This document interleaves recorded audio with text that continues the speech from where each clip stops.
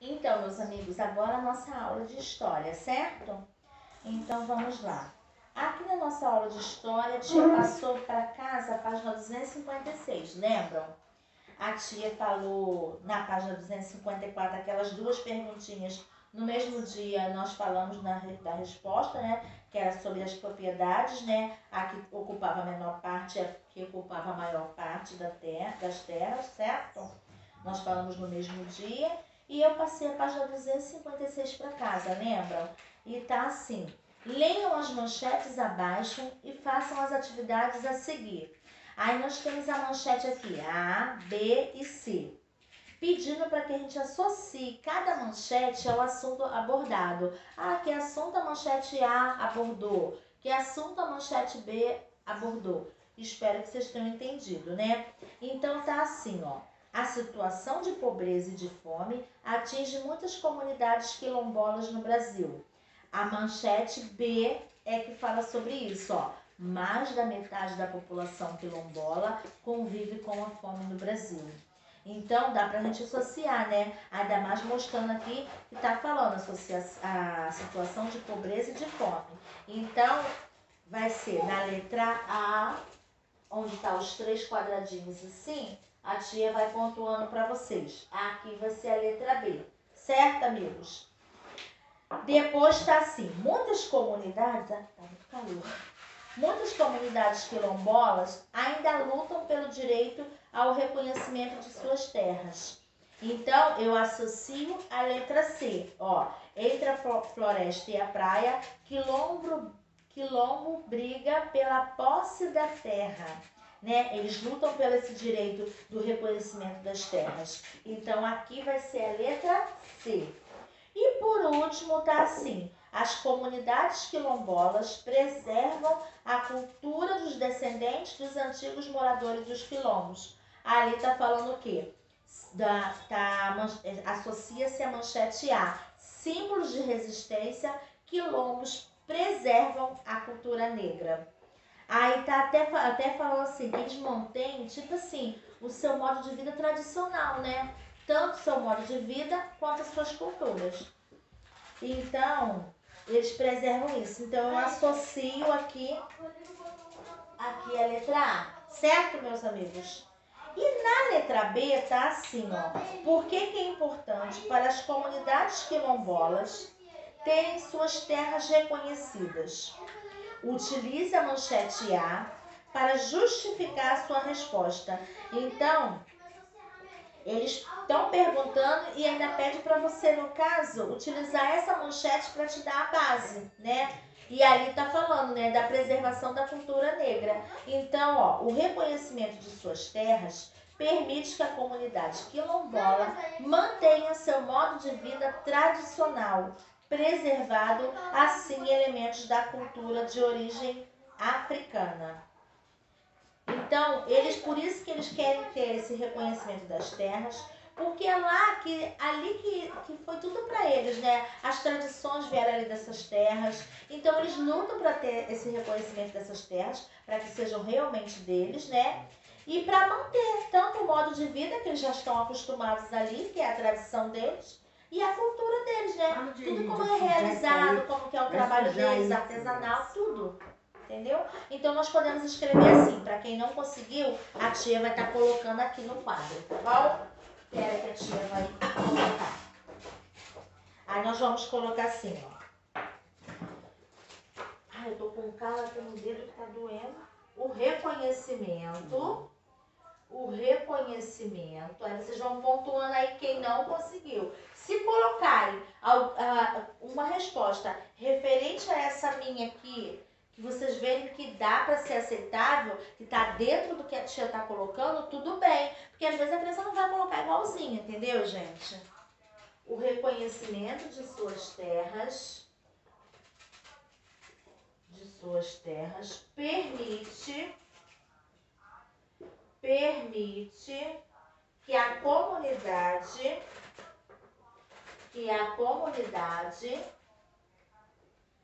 quilombola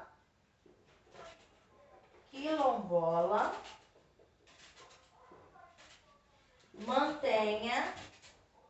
Eles têm reconhecimento da terra, né? Eles vão manter tudo, o seu modo de vida, tudo. Então, para eles vai ser maravilhoso. Mantenha seu modo de vida tradicional.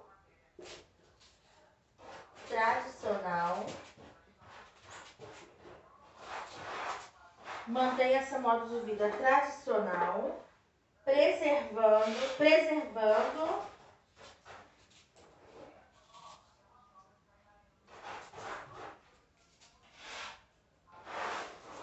elementos da cultura indígena.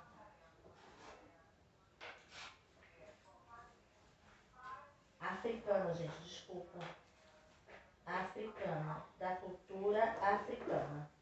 Indígenas africana, né? Pode também colocar indígenas africana, que não estaria errado. O reconhecimento de suas terras permite que a comunidade quilombola mantenha seu modo de vida tradicional, preservando elementos da cultura africana. Entendeu? Aí nós vamos estar fazendo assim. Podem pausar para que vocês possam ver. Tá bom, amigos? Que agora a tia Gleide vai dar continuidade. Aí nós vamos falar hoje sobre o assunto, sobre o Brasil urbano, na página 258. Aí tá assim, o Brasil urbano, mostrando essa imagem bem bonita aqui, né, que vocês estão vendo, na página 258, certo, amigos? E tá assim, descreva a paisagem retratada na fotografia. Então, assim, o que vocês estão vendo aí, quando a gente olha para essa imagem, né? Acredito que vocês estão respondendo aí. Que é uma cidade com vários prédios, tem carros estacionados, né? Tem edifícios, tem praça, tem edifícios comerciais. Então, tudo que vocês estão imaginando, vocês estão respondendo aí. Vocês estão imaginando, não, vocês estão vendo, vocês estão falando pra mamãe que está aí do lado, né? Alguém que está ajudando vocês. Na letra B, a imagem representa o espaço urbano ou rural? Urbano, né, meus amigos? A gente já sabe agora a diferença do espaço rural para o espaço urbano, né? E como é que eu consigo identificar? Por que eu tive essa conclusão que é urbano?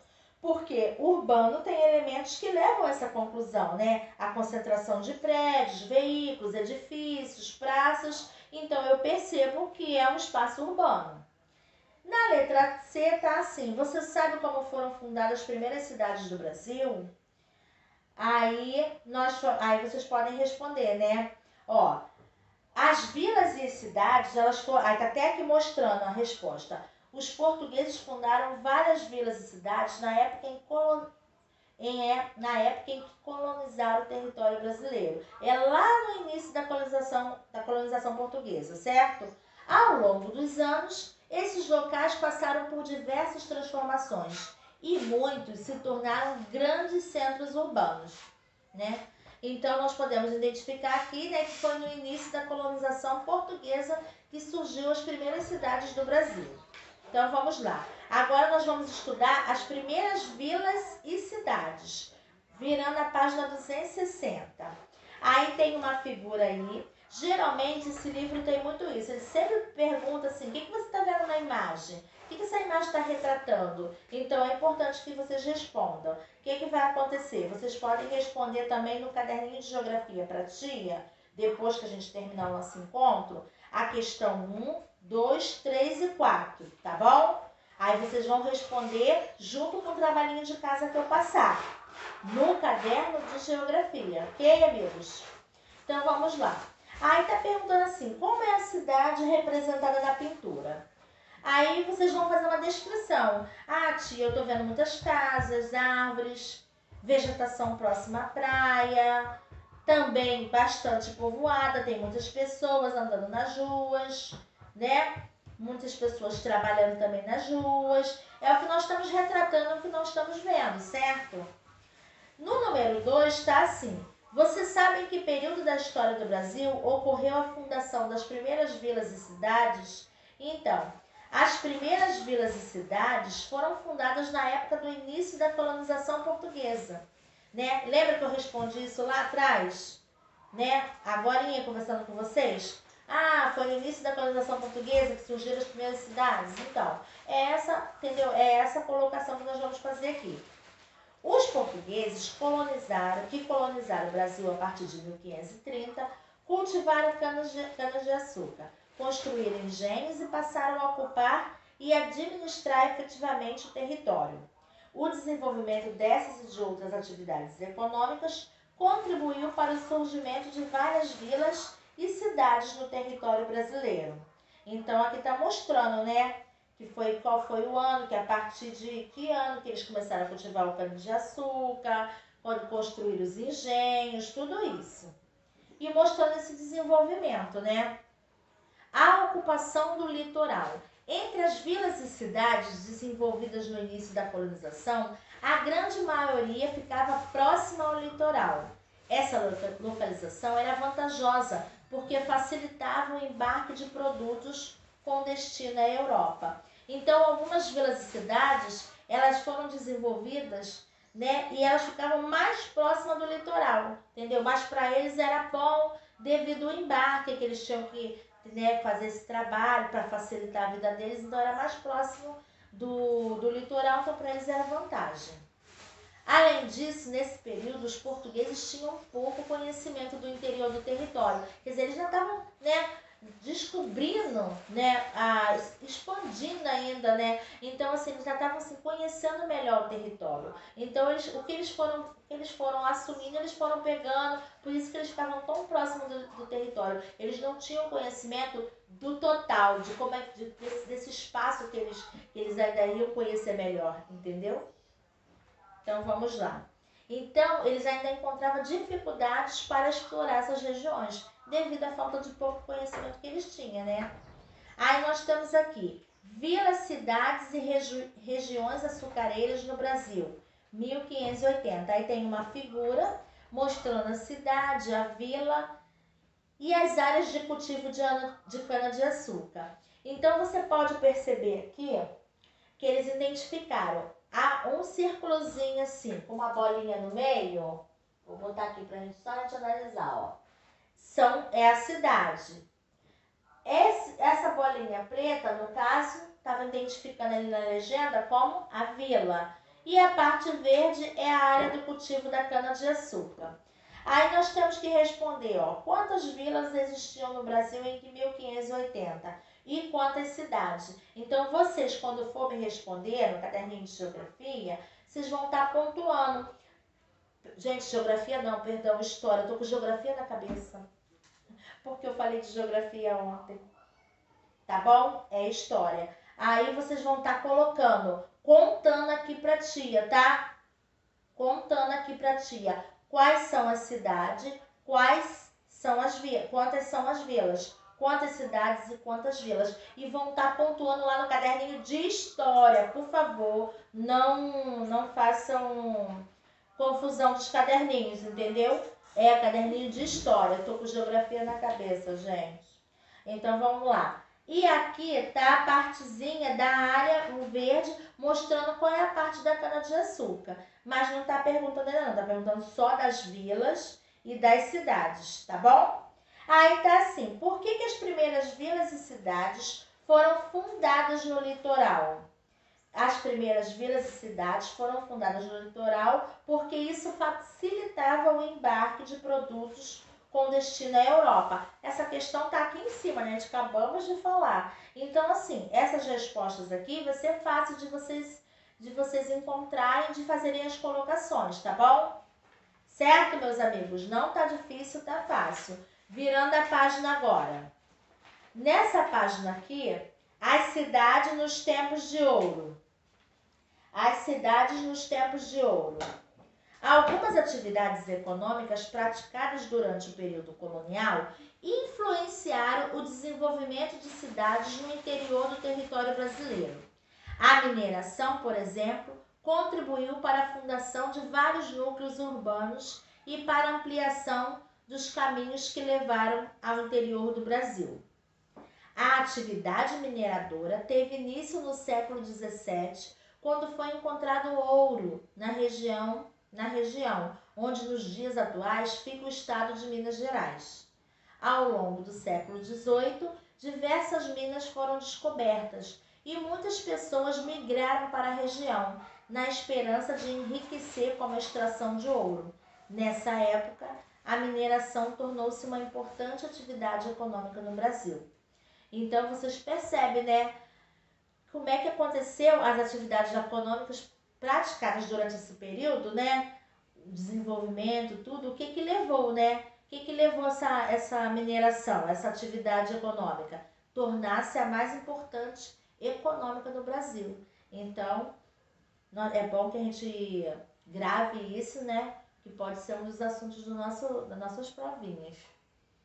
Aí, quando que ela teve início, ó, quando que foi encontrado, né, o ouro na região, que foi no século XVII, ela teve início no final do século XVII. Aí tá aqui assim, amigos, a arquitetura colonial. A riqueza gerada pela extração do ouro teve influência na arquitetura das cidades mineiras. Naquela época, muitos casarões tinham 2 andares, várias janelas, móveis luxuosos e uma arquitetura característica. As igrejas tinham altares revestidos em ouro e fachada com ricos detalhes em pedras, né? Quer dizer, então eles usavam para isso, né? Você vê que naquela época eles pegavam nessa época a mineração, ela tinha essa influência, né? Eles nas arquiteturas, no caso de igrejas, de algumas casas, né? Eles trabalhavam com isso. E você vê que você ainda encontra, né, em alguns lugares, ainda muitas coisas revestidas com ouro. Tá bom? Então, nós vamos fazer a página 263, mostrando aqui o que a fotografia retrata, mais uma vez. Aí vocês vão poder concluir o que a gente estava acabando de falar, né? Mostrando aqui o interior de uma igreja. E você vê que esse interior dessa igreja é revestido de ouro preto, em Minas Gerais.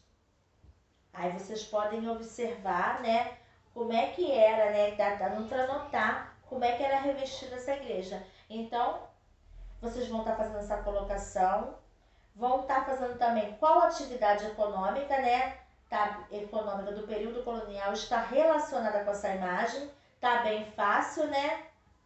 Porque a gente acabou de falar da extração do ouro nessa região. Então, você sabe que a atividade econômica, né, está sendo a atividade, né, nessa época, a mineração. Porque tudo era revestido em ouro, altar, né, em Minas Gerais. E nós...